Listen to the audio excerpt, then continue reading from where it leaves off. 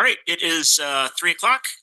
I will now open this regular Grand County Commission meeting, October 15th. Present are Commissioners Kevin Walker, Evan Clapper, Bill Winfield, Tricia Dean, Mike McCurdy, and myself, Jacques Hadler, as well as our County Administrator, Quinn Hall. We are starting our meeting off early today in order to we have 3 department reports that we will be working on until 4 o'clock. So I'll get going with those. Our first department report today is building. So I will welcome Bill Hulse, the Grand County Building Inspector. Welcome, Bill. How we doing? Good. Good morning, everybody. Yeah. So I didn't put together any fancy graphs or charts for PowerPoint. One, just not my wheelhouse. 2, didn't think it was needed to show that there's just a lot of construction going on. If you've driven around, you can see that we're pretty busy. We've issued 331 building permits as of Monday. Wow. That's up from 269 total in 2023. And there's no sign of slowing down. In fact, there's some big projects that we expect to issue permits for this year. We've done over 1,000 inspections. That doesn't include consultations. We tend to go out quite a bit, properties with people over issues that don't have permits. We've collected over 644,000 in fees to date. That's up from 607 total back in 2023.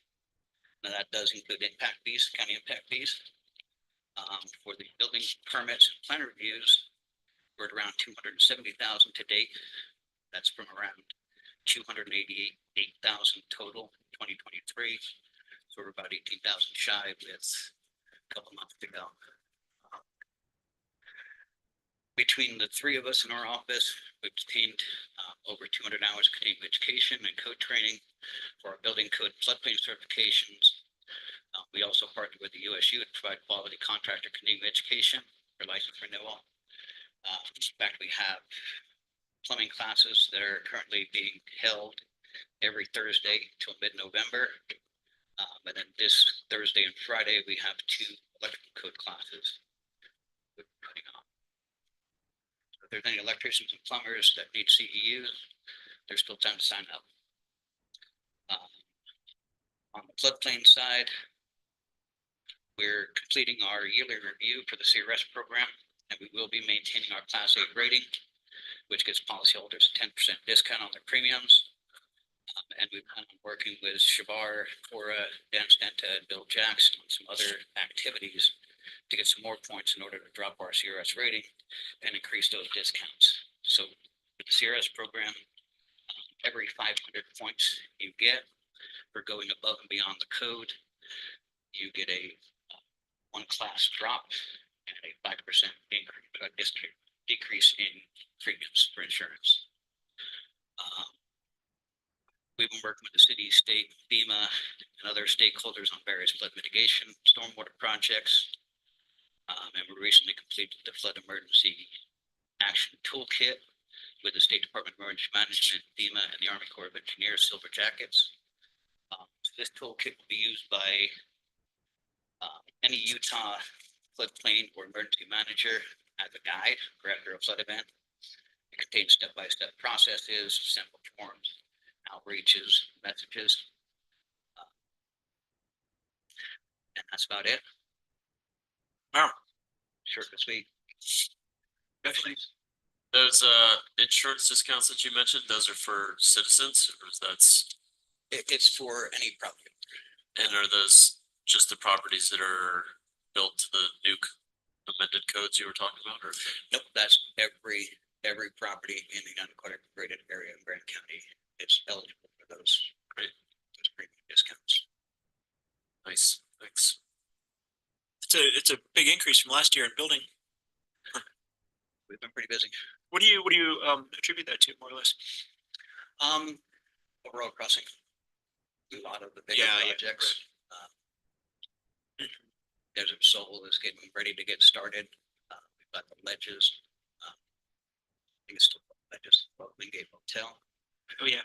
The apartment buildings. There's 2 buildings with 42 units and 1 with 36. I think they're 80% deed restricted. Skyline Arch apartments are going in out of Road Crossing.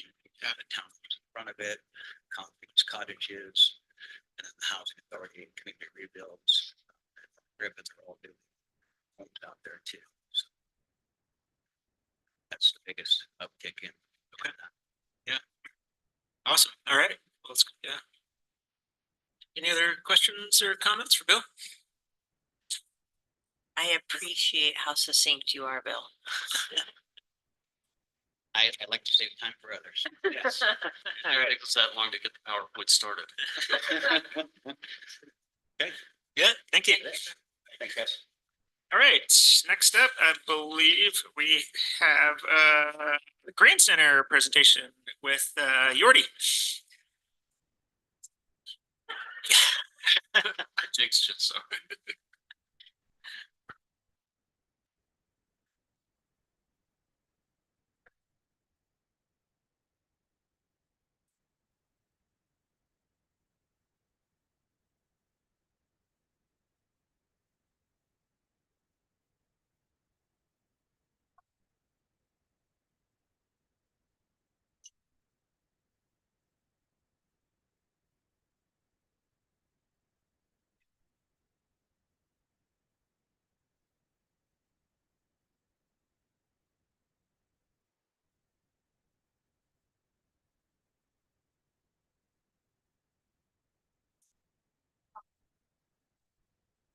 No, this is not. That's not. No problem, we understand.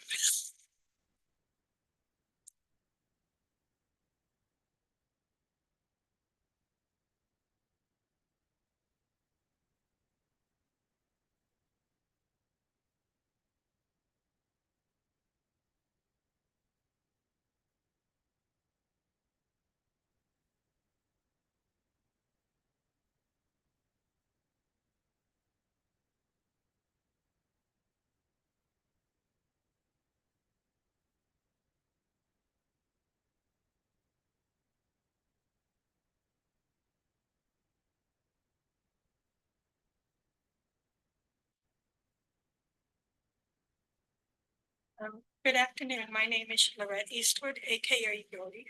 I am the director of the Grant Center, and I am very lucky to have the job I have and to be surrounded by the great people, the wisdom of our elders. Can you change?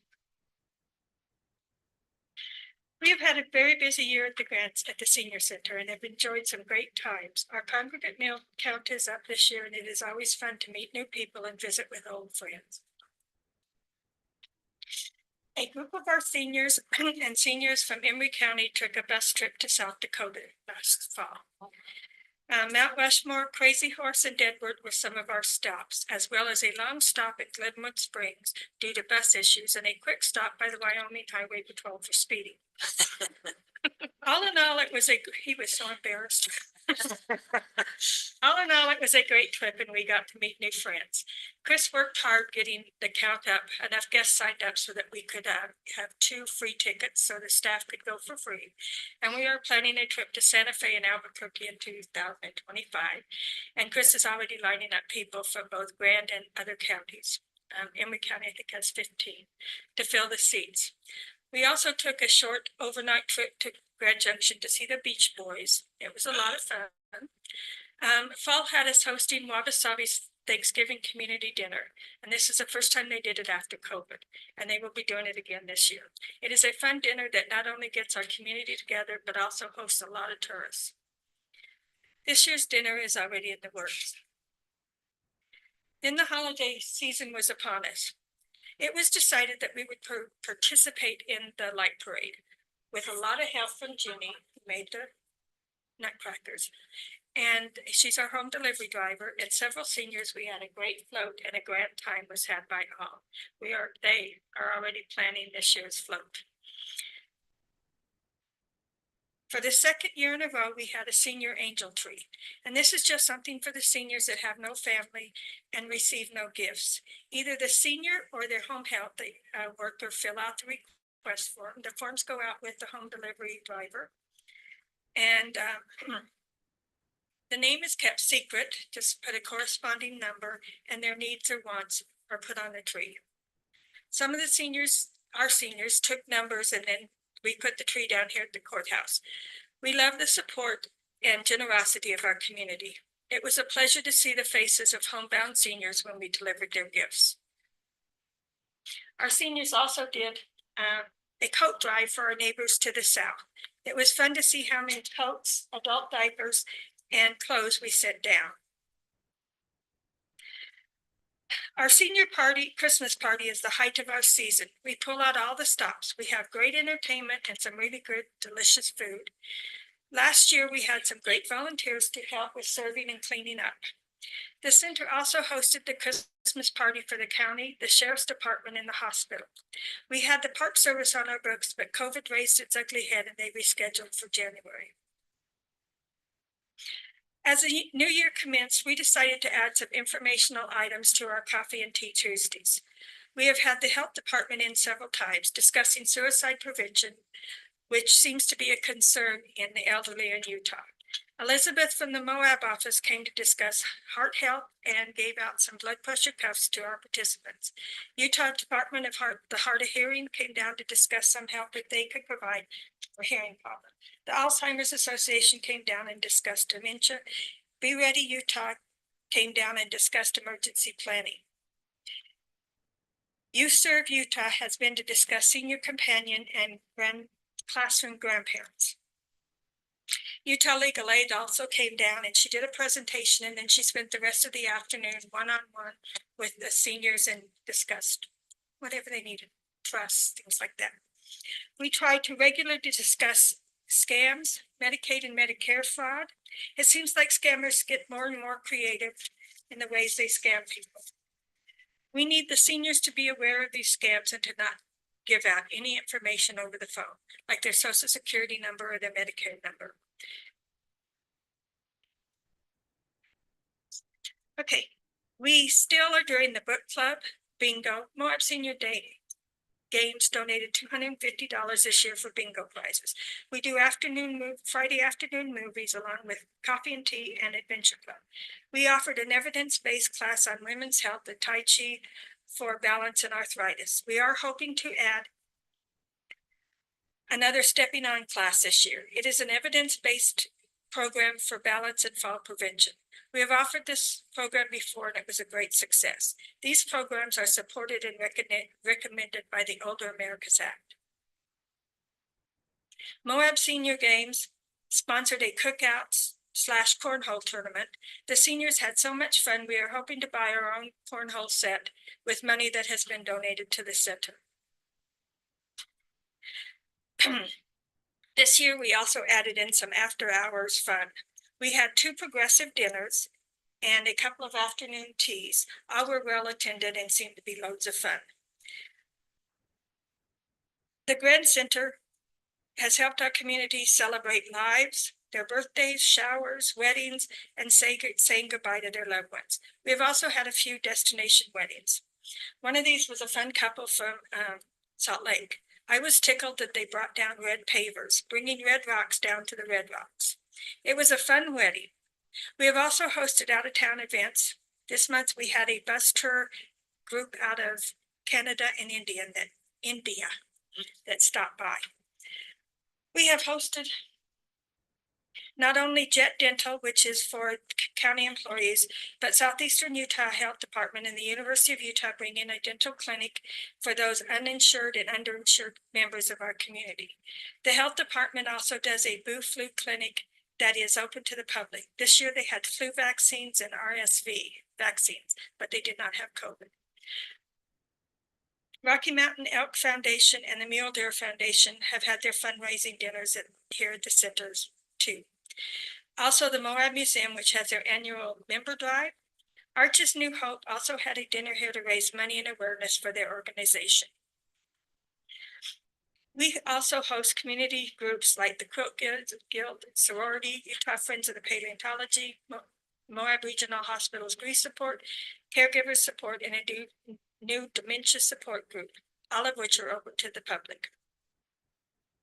We have also hosted numerous city, state, and federal meetings and training, as well as county entities like the Emergency Management, Search and Rescue, numerous trails, economic development, and the Tourism Board. City Police and the Fire Department have also used our space. National Park Service, the Sheriff's Department, and other law enforcement agencies have had trainings there. The new projector and smart TV have helped a lot to bring the center into this age of hybrid meetings. We also have a small projector and an owl to help facilitate meetings.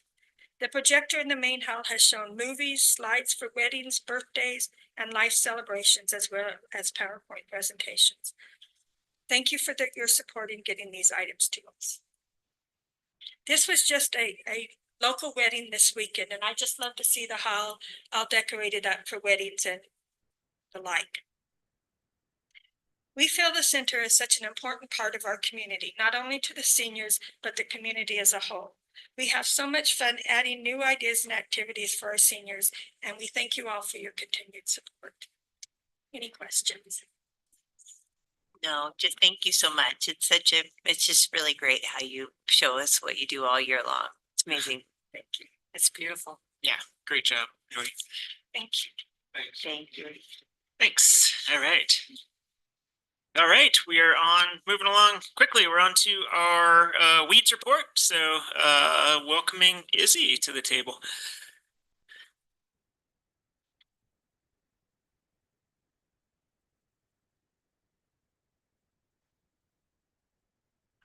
Hi. Share my screen.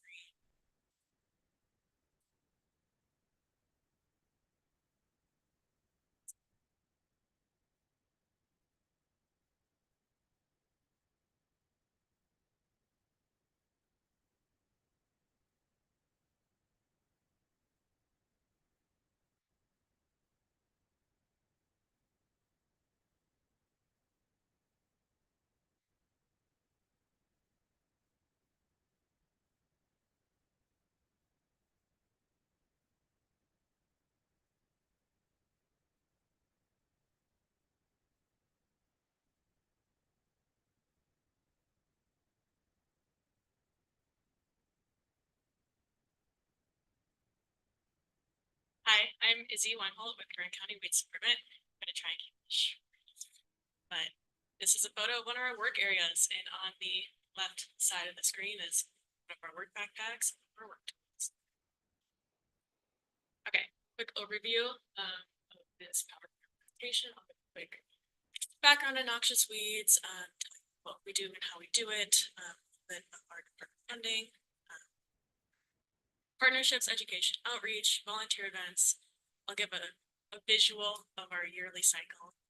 And then I will cover very quickly some of our bigger projects that are a little bit closer to development. Okay, just quickly, the weeds are just any plants that you don't want. And that could be native plants, that could be invasive plants, introduced plants, but they're just subjective. We don't like them. Noxious weeds are designated by the state of Utah or whichever state you're in.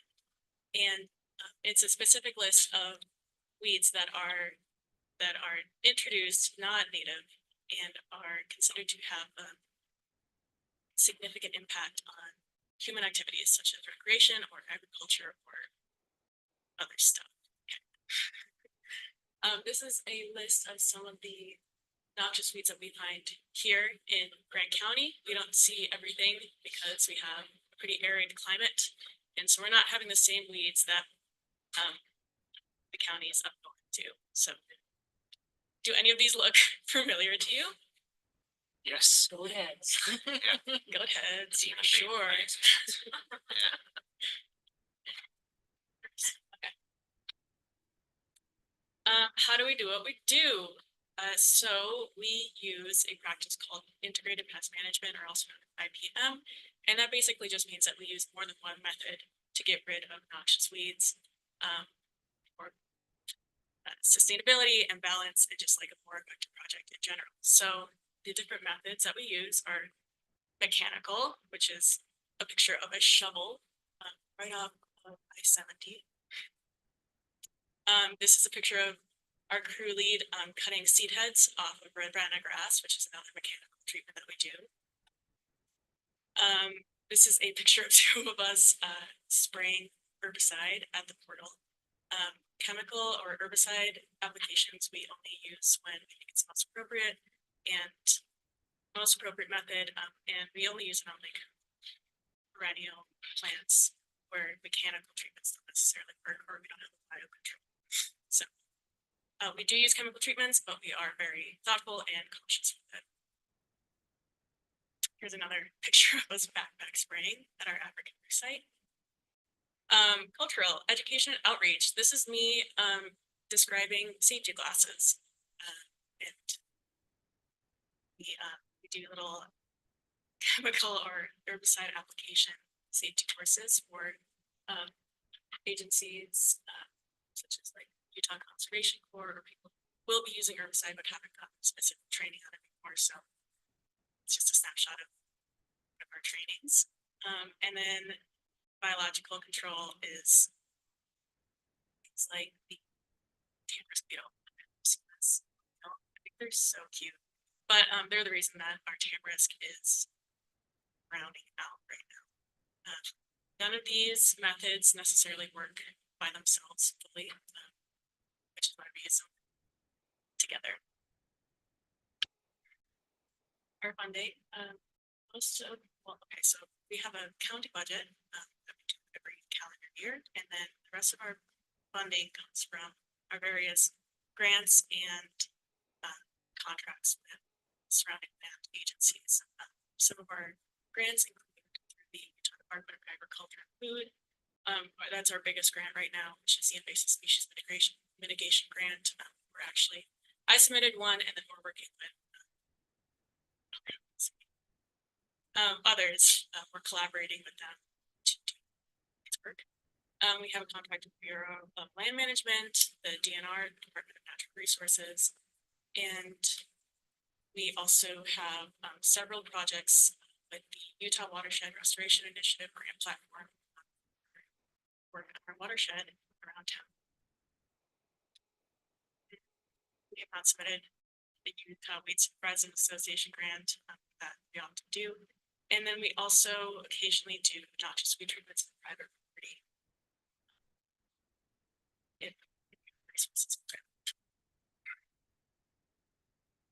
These are some of our partnerships. The Utah Weed Control Association, are in a cooperative weed management area called Southeastern Utah Riparian Partnership, so many acronyms. We also work with Utah Weed Supervisors Association, have worked with other agencies to distribute informational flyers, pamphlets, and posters. And especially this year and last year, we've been working to expand our resources for goat head control. At this time of year, we offer loaning out our goat head rollers, which pick up seeds. You can borrow them for a couple days and return them, but yeah, we have a form on our website for that. And I think, yep. So right now I'm going to show you our new Instagram. Speaking of this is pretty new in the last couple months, but super busy on it. And on our Instagram, we share like our volunteer events that we do in town, give out information on noxious weeds that help people identify it, and also just be aware of what we're working on. Here's a video of our goat head roller and how to use it. Around and pick some lovely seeds and some deposits. Nice. Very nifty. Can you rent it? Yeah, email me or fill out the form that's on our site. Should be just drop it off and pick it up. And also in our Instagram, we have a little bit more information on noxious weeds, how to identify them, what are Utah noxious weeds. So, yeah, check it out if you're interested.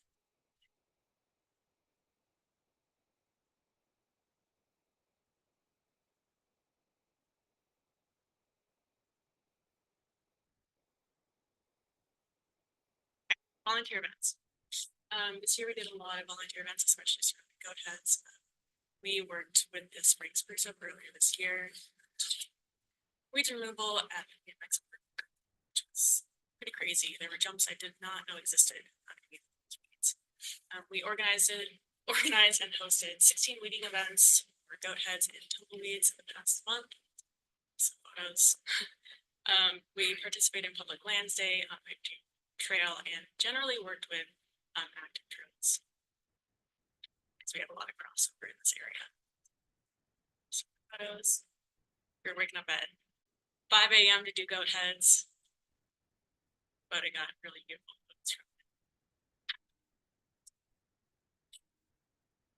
And then I don't need to go into all of this unless you'd like me to, but this is kind of a visualization of our yearly cycle. We work with the seasons, and each season is a little bit different each year. So we have kind of a broad outline of what we like to do based on weather and resources and also the grant cycle. So if you'd like for me to go into this, I can, but essentially we work with both the calendar year for the county and the fiscal year for our partnering agencies. So we have deadline. I do grant writing in the spring. Our grants and contracts usually end summertime, and then just kind of work throughout the year on whatever plans have sprung up. This year was especially goat head heavy. That was most of our work. Any questions on this? This is one of our bigger projects, mostly because we are the only county in the state of Utah to have this plant, so it's a really big deal. And we have been working on it for about 4 years now.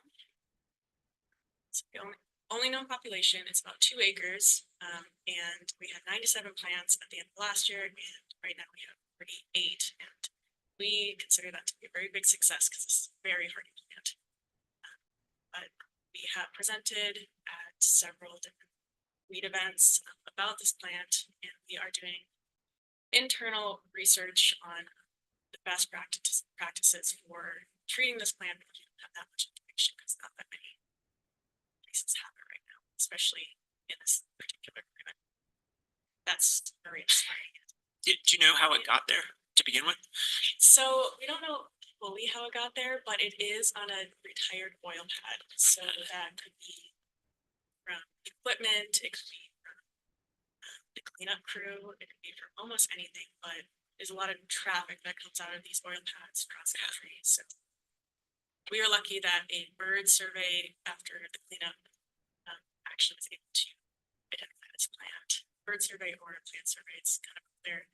But they notified BLM and the BLM notified us. And yeah, we're glad we caught it when we did because it had only been there a few years by then, and I can't imagine what it would be like if we caught it later. Do you have a timeline on when it might be totally eradicated? It's getting there. I'm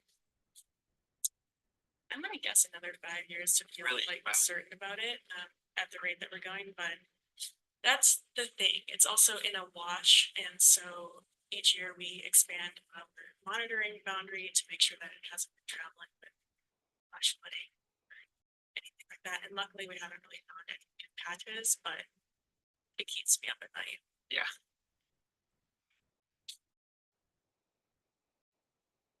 Giant Reed and Ravenna Grass is one of our projects that's in town, and we're actually starting it up right now. It's on private property usually, and through our ISM grant, we're able to remove giant reed and Ravenna Grass from private property. There's a form on our website page, and we're so thankful for the people who choose to participate in this because giant reed is a very high priority in the state, and Ravenna Grass, we find it to be a very high priority locally because we have found it in every canyon that has perennial in it. So we're worried about it spreading. Photos. So yes, funding through our grant that I submit every year. You may remember some flyers that were sent out last year about Ravenna Grass. Hopefully we can get them again this year.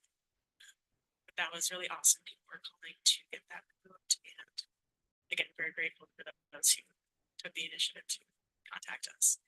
This might be hard to see, but this is a photo of two of our technicians holding up a root that they dug up from the giant reed. So yeah, it gets to be about that size or larger, and it's really intensive work. You're using a hand tool to dig out these really tough plants. And yeah, you get pretty strong. And then as a thank you to anyone who participates, offer plant placement vouchers to get native plants at Wildlandscapes. Nice. Okay, here's just a quick disappearing. Noxious weeds. Ravenna grass in our local canyons. This is what we're doing right now. This time of year. This is a picture of one of our seasonals giving the thumbs down with a giant Ravenna, and then another one of our seasonals risking her life. I'm joking, she did not do that. But to get the one tiny Ravenna, we're very dedicated to getting rid of weeds. We're actually very safe about it. This is a picture of the canyon. And then again, we find it in all of our local canyons: Hunter Canyon, Mill Creek, Grand Staff, Onion Creek. We have about 41 miles. Well, it would actually be 82 miles because we always do an out back retreat of Ravenna that we check on several times per year. This year we have, since my last presentation, removed 416 plants, which is again digging them out. Very intensive work. And we've seen a serious reduction, especially in the creek. So we haven't given up. This feels like a very effective project. Goat heads. I'm sure you're all familiar. This year we did a lot for volunteer work. Here's a before and after picture. This is again funded through our ISM grant. And through that, we have been able to purchase those rollers, and because we have some rollers, we're able to. We did a lot of goat head work in town, but also north of town, on the bike trail. We were able to distribute information flyers. We have received one of those. And we were able to send them to every Grand County citizen or Moab citizen with Rim to Rim Restoration. It's our partner. Okay. Questions? I really talked for a while. Yeah, That was fine. you're fine. That was great. The pictures are gorgeous. They are. I mean, wow. I feel like we have a kind of an odd job, and it's hard to describe unless we take a lot of photos. So, little window. Yeah, that's Were you great. able to attend any conferences and stuff? Yeah. So we attend most of our conferences in spring before the actual work season. So we went to Salt Lake City a couple times for our big weeds. We call it WeedCon. I forget the actual name at this point, but it's basically it's all over the state of Utah. So that was in February. I also attended a couple of Native Plant Society meetings.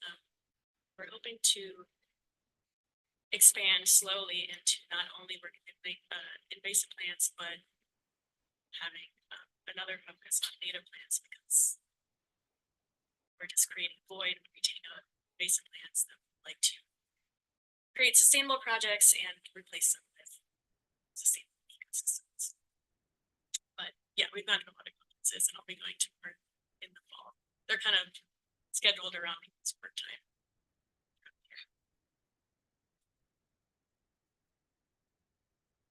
All right. Any other question or comment for Izzy? Thank you. Oh, thank you. Yeah, awesome.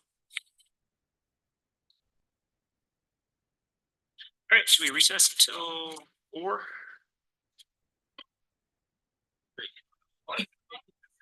Oh, yes. Oh, okay. Yeah, Did let's did do we 5. need Steven here though? Do you want me to? See if he could come, but it'd be nice if we could do that. It would. That'd be great. Yeah. Wonderful. You just text Steven. Oh, okay.